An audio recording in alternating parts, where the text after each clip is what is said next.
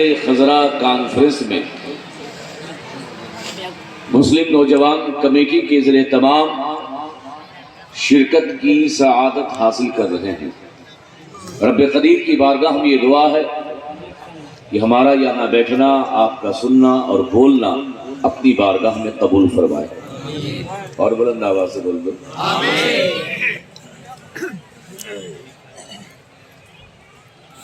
Stage پر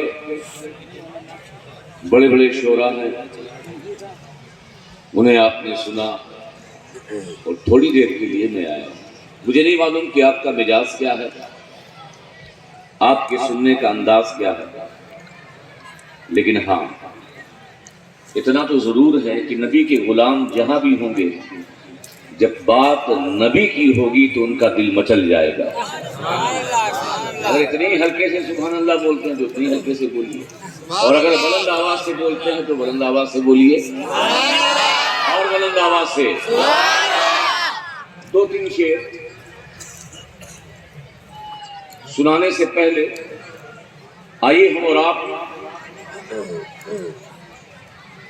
اپنے آقا و مولا احمد مجتبی پیارے مصطفیٰ سرور کون و مکان صلی اللہ تعالی وسلم کی بارگاہ میں دل لگا کر درود پاک پڑھیں۔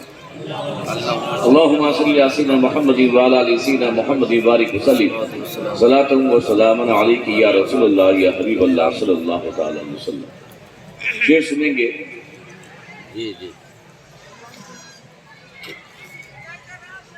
کہ سفینہ انہی کا وہاں پار ہوگا، سفینہ انہی کا وہاں پار ہوگا، میرے مصطفیٰ سے جنہیں پیار ہوگا۔ اور جو دل عشق احمد میں سرشار ہوگا، جو دل اس عشق احمد میں سرشار ہوگا، وہی باغ جنت کا حقدار ہوگا۔ اور چلو لے کے جلدی میرا اب جنازہ، چلو لے کے جلدی میرا اب جنازہ، لحد میں شہیدی کا دیدار ہوگا، لحد میں شہیدی کا دیدار ہوگا، اور وہی پائے گا جام ہاتھوں سے ان کے، وہی پائے گا جام ہاتھوں سے ان کے، جو آل نبی کا وفادار ہوگا، جو آل نبی کا وفادار ہوگا۔ میں چاہوں گا کہ بھی اسٹیج پر بیٹھے ہوئے ہمارے شعراء ہیں، نعت خواہ حضرات ہیں، وہ بھی چاہتے ہیں کہ جب ہم پڑھیں تو خود داد ملے۔ تو ایک خطیب بھی یہی چاہتا ہے کہ جب وہ بولے تو اسے بھی داد ملا، کبھی لال کی داد۔ ہماری بھی یہ تمنا ہوتی ہے، میں اسے کہہ نہیں سکتا، اور آپ جس انداز سے سنتے ہیں اسی انداز سے سنیے، ٹھیک ہے؟ تین اشعار اور ان کے اہل بیت کا بہت ذکر ہوا۔ ملی جو ہم کو وراثت میں شان باقی ہے، ملی جو ہم کو وراثت میں شان باقی ہے، وہ یزید تھا جو مٹ گیا زمانے سے، وہ یزید تھا جو مٹ گیا زمانے سے، ارے یہ حسین ہے جن کا نشان باقی ہے، یہ حسین ہے جن کا نشان باقی ہے۔ اور اگر ہو پھر کوئی کرب و بلا تو مت ڈر، اگر ہو پھر کوئی کرب و بلا تو مت ڈرنا، میرے نبی کا ابھی خاندان باقی ہے، میرے نبی کا ابھی خاندان باقی ہے، وہ یزید تھا جو مٹ گیا زمانے سے، یہ حسین ہے جن کا نشان باقی۔ محبت کے ساتھ درود پاک پڑھ لیں اور بلند آواز سے پڑھ لیں۔ اللہم صلی علی سیدنا محمد وعلی آل سیدنا محمد بارک وسلم صلاۃ و سلام علیک یا رسول اللہ یا حبیب اللہ صلی اللہ علیہ وسلم۔ میں نے جو آیت کریمہ تلاوت کی ہے، گزارش یہ ہے کہ پوری توجہ سے سنیں، چاہے نعرہ لگائیں یا نہ لگائیں، چاہے ہاتھ اٹھائیں نہ اٹھائیں، کچھ بولیں یا نہ بولیں، جو بات کہہ رہا اس کو سنجیدگی سے توجہ سے سنیں۔ آقا کریم صلی اللہ تعالی وسلم نے جب 40 سال کی عمر شریف میں اعلان نبوت فرمایا اور یہ کہا کہ میں اللہ کا نبی ہوں، ایک اللہ کو مانو، بتوں کی عبادت چھوڑ دو۔ انکار کرنے والوں نے انکار کیا مگر ماننے والوں نے بھی کچھ بات کی، کہ اگر آپ اللہ کے رسول ہیں، اگر آپ اللہ کے پیغمبر ہیں، ہم نے اپنے باپ داداؤں سے سنا کہ جو پیغمبر ہوتا ہے، جو رسول ہوتا ہے، جو نبی ہوتا ہے، وہ اپنے ساتھ کوئی نہ کوئی معجزہ لے کر آتا ہے۔ اگر آپ اللہ کے رسول ہیں، اللہ کے پیغمبر ہیں، اللہ کے نبی ہیں اور آپ کا دعویٰ ہے، تو ابھی آپ ہمیں کوئی معجزہ دکھا دیجئے تاکہ ہم آپ کی نبوت کا اقرار کر کے ایمان میں داخل ہو جائیں۔ پوری توجہ، اور یہ بات سچ ہے، یہ آدم سے لے کر عیسیٰ علیہ السلام تک جتنے بھی انبیاء اور رسول آئے، سب کوئی نہ کوئی معجزہ لے کر آئے، مگر آج اس ذات سے معجزہ طلب کیا جا رہا ہے جو معجزہ لے کر نہیں آئی بلکہ وہ سراپا معجزہ بن کر آئی۔ کہا اللہ کے نبی ہے، معجزہ دکھائیے۔ میرے آقا صلی اللہ علیہ وسلم نے کہا کہ میری نبوت اور میری رسالت پر معجزہ طلب کرنے والوں، میرا سب سے بڑا معجزہ یہ ہے کہ جو میں نے تمہارے درمیان 40 سالہ زندگی گزاری ہے۔ سن رہے ہو؟ حضور نے بطور معجزہ دلیل کیا چیز پیش کی؟ 40 سالہ، یہ 40 سالہ زندگی۔ میں سوچ میں پڑ گیا، جس نبی کی ذات سے معجزات کا اس قدر صدور ہو کہ آپ نے چاند کو جو ٹکڑے کیے، آپ نے سورج کو جو ڈوبا ہوا تھا پلٹا دیا، آپ نے انگشت مبارک سے چشمے جاری کیے۔ واقعہ ہے کہ جب کسی جنگ کے موقع پر میرے آقا صلی اللہ علیہ وسلم اپنے اصحاب کے ساتھ تھے، غزوہ تھا، پانی نہیں تھا، میرے آقا نے حضرت علی کو بھیجا، جاؤ پہاڑ کے پیچھے ایک یہودی ہے، اس کے پاس پانی کا مشکیزہ ہے، لے آؤ۔ جب گئے، یہودی آنے کے لیے تیار نہیں ہوا، فاروق اعظم گئے، اسے پکڑ کر لے آئے۔ میرے آقا صلی اللہ علیہ وسلم نے کہا اس کٹورے میں اپنا پانی ڈال دو۔ اس یہودی نے انکار کرتے ہوئے کہ میں آپ کو پانی دینے والا نہیں، مگر آقا کریم صلی اللہ علیہ وسلم نے جب پانی مانگا تو اس نے کٹورے میں پانی دیا۔ میرے آقا نے اپنی انگشت مبارک اس کٹورے میں ڈالی تو حدیث پاک میں آتا ہے کہ تمام صحابہ کرام نے پانی پیا بھی، وضو کیا بھی، اور اپنے ساتھ اپنے مشکیزے میں پانی بھرا۔ میرے آقا نے یہ معجزہ دکھایا۔ یہودی نے جب آپ مغرب کی نماز پڑھنے جا رہے کہ اگر آپ اللہ کے نبی ہیں تو مدینے کے سامنے یہ جو درخت ہے اسے حکم دیجئے کہ جڑ سمیت آپ کے پاس آ جائے، تو میرے آقا نے اس کی بات کو ٹال دیا۔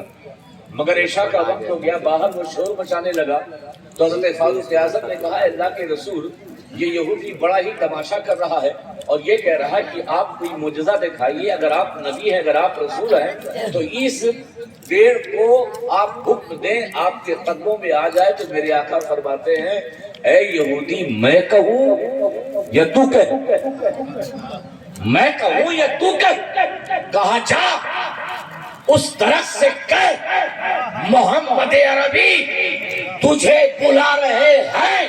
یہودی دوڑا ہوا پیڑ کے پاس گیا، جیسے ہی اس نے کہا محمد ابن عبداللہ اے پیڑ تجھے بلا رہے ہیں، درخت ادھر ہلا ادھر ہلا، درخت زمین سمیت مصطفیٰ کے قدموں میں آ کر الصلاۃ والسلام علیکہ یا رسول اللہ کے ترانے گانے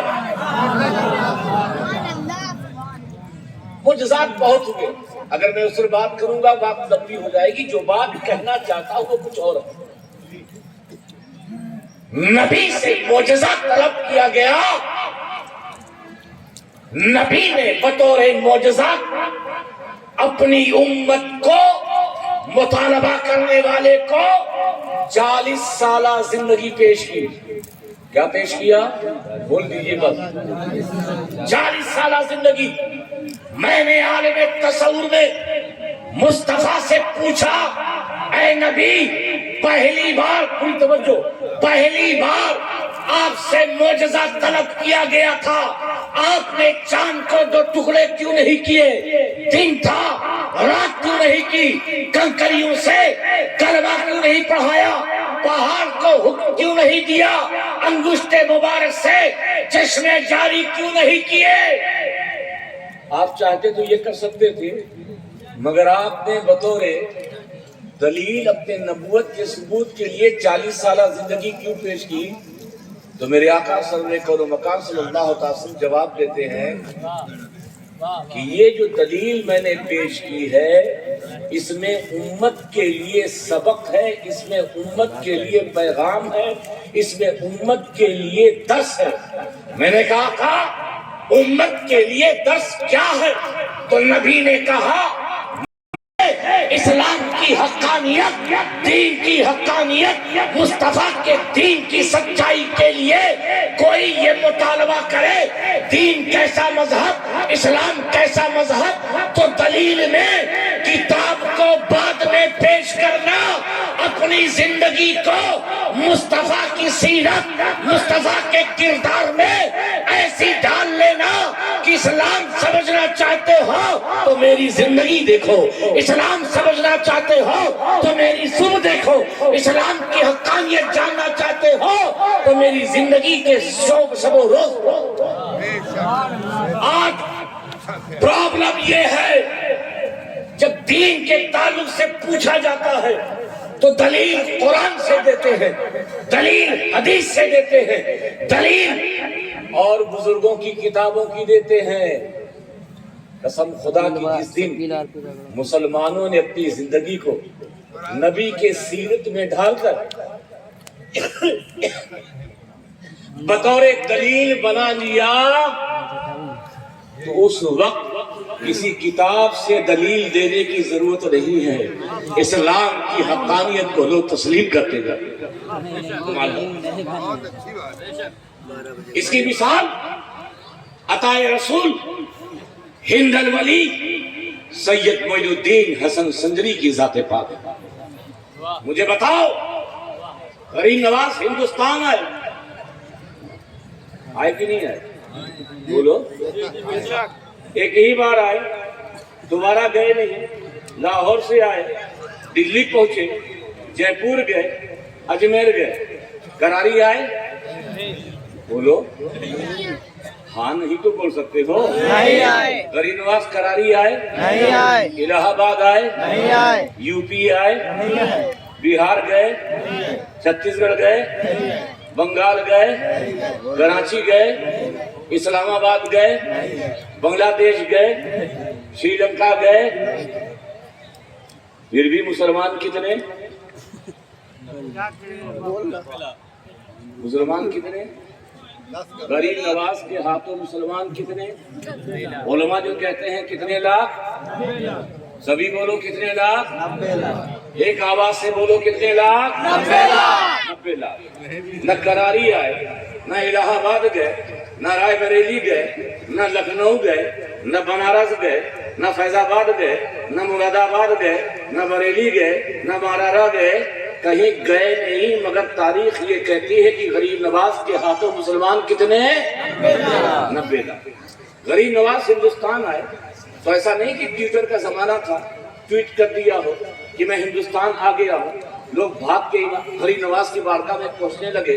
نہ گوگل تھا، نہ ٹویٹر تھا، نہ سوشل میڈیا تھا، نہ سوشل سائٹ تھا۔ آپ اجمیر گئے، نہ آپ نے کوئی اجتماع کیا، نہ آپ نے کوئی کانفرنس کیا، نہ آپ نے بہت بڑا اجمیر کی دھرتی پر اجتماع پاک کیا، نہ کوئی مناظرہ، نہ کوئی مجادلہ، نہ ہی کوئی بہت بڑی آپ نے کانفرنس کی، مگر پھر بھی غریب نواز کے ہاتھوں مسلمان کتنے؟ 90 لاکھ۔ بولیے بس کتنے؟ 90 لاکھ۔ غریب نواز آئے، نہ قطبی تصورات لائے، نہ قطبی تصدیقات لائے، نہ ملا حسن لائے، نہ حمداللہ لائے، نہ ہدایت النو لائے، نہ ہدایت الحکمت لائے، یہ ساری کتابیں نہیں لائے۔ لائے ہوں گے تو قرآن لائے، ایک ہاتھ میں مصلح لائے، اس کے باوجود مسلمان کتنے؟ 90 لاکھ۔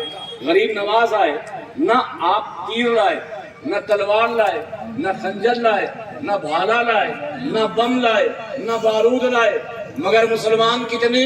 90 لاکھ۔ کبھی یہ سوچا کہ جو ذات کہیں گئی نہ ہو، کبھی یہ سوچا جس نے اسلام پھیلاؤ کانفرنس نہ کی ہو، کبھی یہ سوچا جس نے مناظرہ نہ کیا ہو، کبھی یہ سوچا جس نے مجادلہ نہ کیا ہو، کبھی یہ سوچا جس نے کوئی اجمیر کی دھرتی پر بہت بڑی کانفرنس نہ رکھی ہو، نہ کتاب لایا ہو، نہ تلوار لایا ہو، نہ بم لایا ہو، نہ بارود لایا ہو، اس کے ہاتھوں 90 لاکھ غیر مسلمان کیسے ہوتے ہیں؟ تو میں نے سوچا کہ قاضی شہر سے پوچھنے کے بجائے میں خود غریب نواز سے عالم روحانیت میں پوچھ لیتا ہوں، اے عطائے رسول، اے غریب نواز، آپ ہندوستان میں صرف اجمیر آئے، کسی علاقے میں نہیں گئے، نہ اجمیر میں مناظرہ کیا، نہ تلوار لائے، نہ کتابوں کا انبار لائے، پھر بھی آپ کے ہاتھوں 90 لاکھ غیر مسلمان۔ تو عطائے رسول کی روحانیت جواب دیتی ہے کہ ہاں ہاں یہ سچ ہے، نہ میں کتابوں کا انبار لایا، نہ میں تیر لایا، نہ میں تلوار لایا۔ اگر معین الدین ہندوستان کچھ لایا ہے تو مدینے سے مدینے والے کا کردار لے کر آیا ہے، مدینے والے کے کردار کی خوشبو لے کر آیا ہے۔ نعرہ تکبیر، نعرہ تکبیر۔ لیکن مسلمانوں سے کردار غائب ہے۔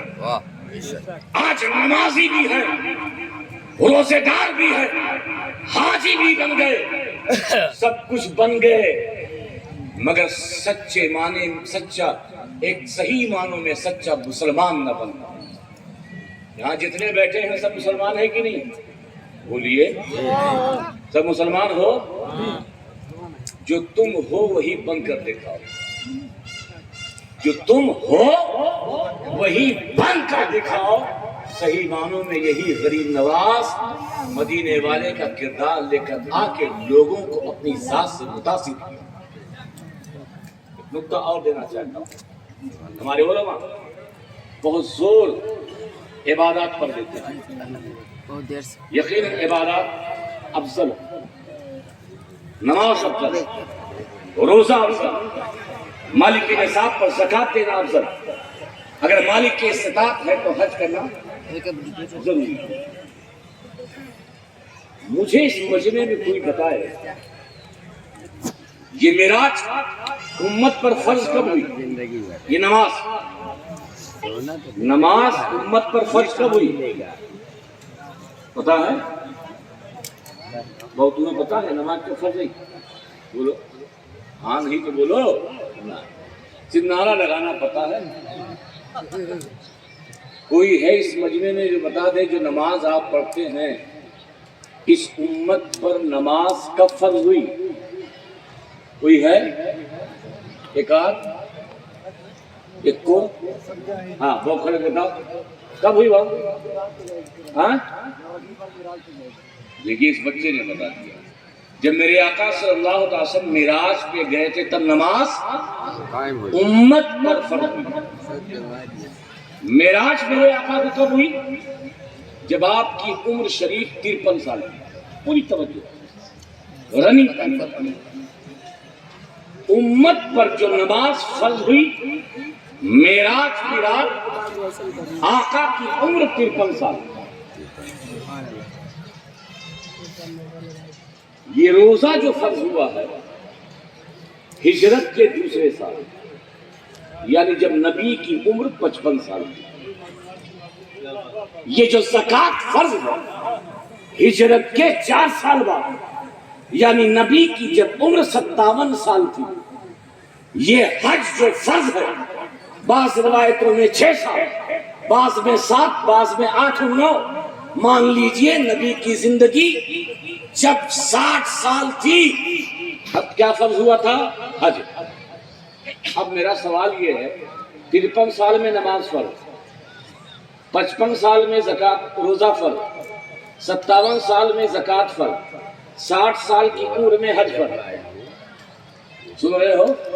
ہاں نہیں بولو تو 52 سال میں نماز تھی فرض، 51 سال جب نبی کی عمر تھی نماز تھی، روزہ تھا، حج فرض تھا، زکوٰۃ فرض تھی۔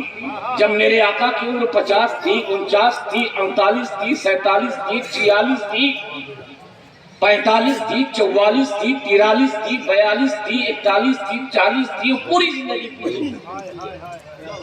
پوری توجہ نبی کی 53 سالہ زندگی میں۔ ہاں نبی پر فرض تھی، نبی پڑھتے تھے، ان کے ساتھ صحابہ پڑھتے تھے، مگر فرض نہیں تھی۔